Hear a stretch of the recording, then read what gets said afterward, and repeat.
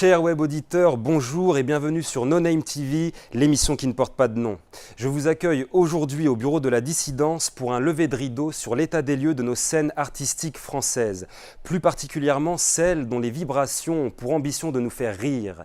Rire à perdre haleine, mais de l'humour à la haine, il n'y aurait qu'un pas, selon un cercle de liberté d'expression tracé au compas, réglé par un autre cercle d'amis, celui-là, un cercle d'amis qui fait trépasser tous ceux qui lui préfèrent les rectangles de la scène et ne comprenant pas que l'on arrondisse les limites de la liberté d'expression. La scène en danger, chers web auditeurs, c'est le thème de notre émission du jour. En effet, aujourd'hui en France, des artistes ainsi que leur public sont pris à partie physiquement. D'autres sont contraints de jouer dans un bus suite aux annulations illégales de leurs spectacles. Des écrivains aussi, nous invitant à comprendre le pire, voient leurs best-sellers relégués et dissimulés derrière le dernier Marc Lévy. C'est en France, oui, que tout cela se passe, et devant ces graves atteintes à la liberté d'expression, les acteurs du siècle des Lumières doivent se retourner dans leur tombe et constater que dans le siècle de l'électricité, la lumière s'est éteinte. Sans lumière, c'est la mort. Alors, chers web auditeurs, rallumons cette lumière, car ici, au bureau de la dissidence, on aimerait voir l'humour désarmer la mort, faire taire les armes, bruyantes donc sourdes, et par l'amour des mots, laissons libres des artistes incarner les bons comme les mauvais mots de notre société. Et parce qu'en France, il y a encore un peu de justice, il y a de l'espoir. Et puisque l'espoir fait vivre, vivons, vivons, chers web auditeurs, un moment unique avec un invité exceptionnel. Mais qui pouvait incarner le courage, le talent et la scène en danger? Voici quelques indices. Si Malcolm X était un humoriste, il porterait le nom de notre invité. Si Hugo Chavez était un comique, il porterait aussi son nom. Enfin, si Barack Obama était un humoriste, il ne porterait pas le nom de notre invité du jour, cher web auditeur. Je convoque donc aujourd'hui au bureau de la dissidence le plus gros vendeur de billets de spectacles vivants, Dieudonné Mbala Mbala. Dieudonné, bonjour. Bonjour Baran. Veuillez, s'il vous plaît, décliner votre identité, date, lieu de naissance et nationalité. Alors, Dieudonné Mbala Mbala. Donc je suis né le 11 février 1966 à Fontenay-aux-Roses, en banlieue parisienne. Je suis de nationalité française, franco-camerounais. C'est sûr? Oui, j'ai aussi la nationalité camerounaise. D'accord. Dieudonné, en préparant notre rencontre avec le plus gros vendeur de billets de spectacles vivants, qui plus est un comique, on s'attendait à rire beaucoup.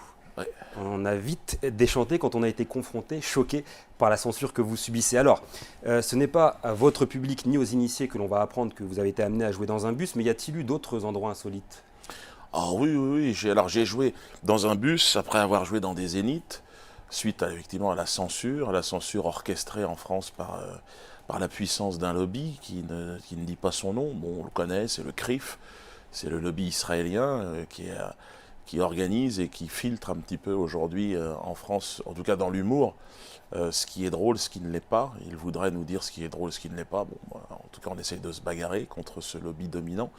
Et donc, ils ont toute une armada d'armes à leur disposition. Bon, ils font des pressions politiques, donc on a les arrêtés municipaux.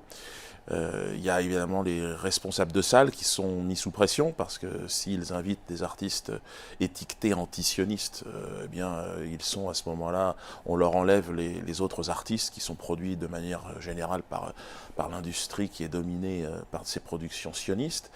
Et puis j'ai été confronté à des annulations de salles. Je me souviens d'une maison pour tous à Angers. Maison pour tous, évidemment, sauf pour moi, en l'occurrence. Et donc, ce jour-là, j'ai joué dans un champ. Donc, on a donné rendez-vous. Il y a heureusement un agriculteur. Je ne sais pas s'il était tout à fait agriculteur, mais en tout cas, il avait un champ à sa disposition. Et donc, nous avons, avec tous les spectateurs, il y a une file de, 300 voitures. Et nous sommes partis comme ça. Bon, j'ai joué, on a mis une table, on avait une poursuite. Et puis, j'ai joué dans un champ. C'était un moment, effectivement, assez exceptionnel. Mais bon, ça fait partie de l'histoire de l'humour, en tout cas, qui se veut. Moi, j'ai l'impression de faire mon travail. Je n'ai pas l'impression de vouloir quoi que ce soit d'autre que de faire rire.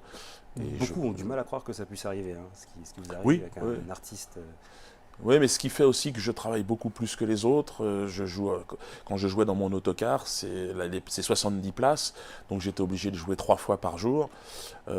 Et donc c'est sûr que je pense que c'est dans l'adversité aussi qu'on affine son art. Et j'ai un autre exemple qui illustre bien le fait qu'on vous empêche de travailler, parce que c'est de ça dont il s'agit, hein. C'est l'exemple du multiplex Gaumont à Montpellier en mai 2012. Vous arrivez et là, la porte est fermée, c'est ça? Ouais, c'est ça. Ben oui, c'est ça. Ben, bien souvent, l'Olympia, pareil, exactement pareil. Les pressions, là, c'était Nicolas Sarkozy qui recevait le président d'Israël à ce moment-là. C'était en 2003 et 2004. Et donc, il était à l'époque ministre de l'Intérieur et le responsable de la salle reçoit un coup de téléphone. Il faut annuler. Là, c'est plus la préfecture, c'est plus là. On est tout en haut. Il me dit là, je peux plus rien faire. Je suis obligé d'annuler. J'ai aucune raison, mais on va invoquer un risque qui est un problème de sécurité. Un problème de sécurité. Quoi alors du coup Et donc j'ai joué là, à ce moment-là. Alors là, pour ce qui est de l'Olympia, on était 4000 personnes, 5000 personnes devant l'Olympia. Finalement, on n'aurait même pas pu rentrer tous. Et puis à Montpellier, c'était un peu la même chose. Voilà. D'accord. Là, vous évoquiez les arrêtés municipaux. Oui, ce sont toujours. En fait, le principe, la méthode, elle est assez simple. Les organisations israéliennes qui se cachent derrière des enseignes comme la LICRA ou le CRIF, font pression sur les maires.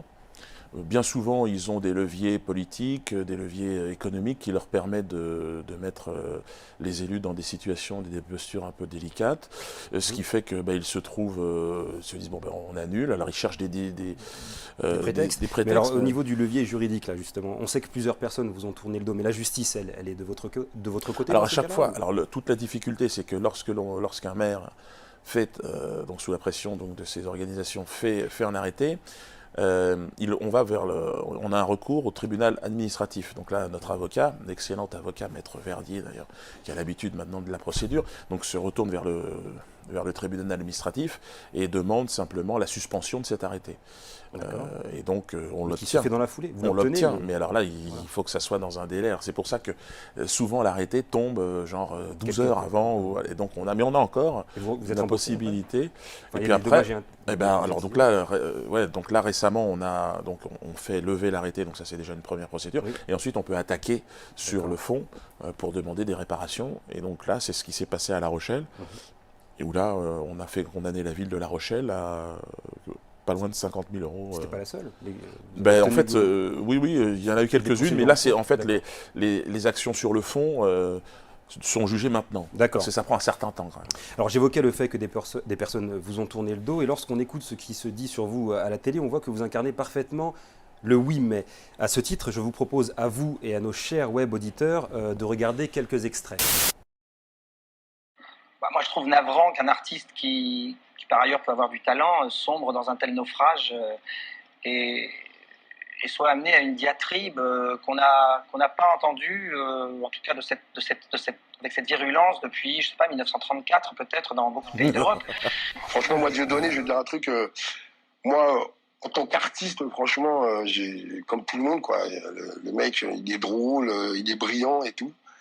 Mais là, je me demande s'il n'a pas confondu combat et fond de commerce. Moi, j'aime beaucoup Dieudonné, mais on dit toujours qu'on peut rire de tout, mais pas avec n'importe qui. Et je crois qu'il a fait une petite erreur là-dessus.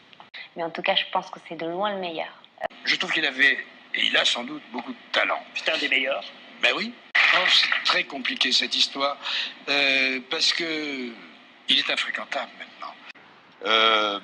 Même si c'est un des types qui me fait le plus rire, je pense même que c'est un des meilleurs, si ce n'est le meilleur dans son genre. C'est un gâchis affreux. Et je lui dis, je te demande juste une chose pour faire le film, est-ce que tu es antisémite ou est-ce que tu l'es pas? Et il n'a pas été capable de me répondre, mais il dit, c'est plus compliqué que ça. Je lui dis, alors laisse tomber, on se voit plus et tout, tu feras pas le film avec moi. Juste qu'il serait dans une autre époque, il ne sera pas fait taper dessus comme il l'a fait. Maintenant, ce qu'il y a fondamentalement derrière ce qu'il est en train de penser aujourd'hui et ce qu'il cultive aujourd'hui, effectivement, c'est très contestable et je ne le trouve pas fréquentable, d'ailleurs, je ne le fréquente plus. C'est le meilleur d'entre nous, il a les couilles